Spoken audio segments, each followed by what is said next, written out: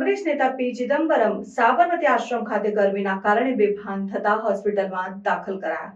Senior Congress નેતા અને પૂર્વ કેન્દ્રીય નાણામંત્રી પી ચિદમ્બરમ 8 એપ્રિલ 2025ના રોજ અમદાવાદમાં કોંગ્રેસ વર્કિંગ કમિટીની બેઠક દરમિયાન સાબરમતી આશ્રમ ખાતે પ્રાર્થના સભા દરમિયાન ગરમી અને ડિહાઇડ્રેશનના કારણે બેભાન થઈ ગયા હતા। તેમને તાત્કાલિક ઝાયડસ હોસ્પિટલમાં દાખલ કરવામાં આવ્યા, જ્યાં તેઓ હાલ નિરીક્ષણ હેઠળ છે। તેમના પુત્ર અને કોંગ્રેસ સાંસદ કીર્તિ ચિદમ્બરમે સોશિયલ મીડિયા ઉપર માહિતી આપી કે તેમના પિતાને પ્રેસિન્કોપનો અનુભવ થયો હતો અને હાલ તેમની તબિયત સ્થિર છે। તેમણે જણાવ્યું કે ડોક્ટરો તેમના પરિણામોની સમીક્ષા કરી રહ્યા છે, જે હાલ સામાન્ય છે। પી ચિદમ્બરમે પોતે પણ જણાવ્યું કે ગરમીના કારણે તેમને ડિહાઇડ્રેશન થયું હતું, પરંતુ તમામ ટેસ્ટ નોર્મલ આવ્યા છે અને તેઓ હવે સંપૂર્ણપણે સ્વસ્થ છે।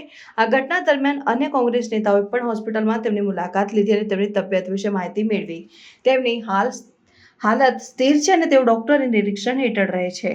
પ્રાર્થના સંદેશ ન્યૂઝની તમામ લેટેસ્ટ અપડેટ્સ માટે ચેનલને હમણાં જ લાઈક, શેર અને સબસ્ક્રાઇબ કરો।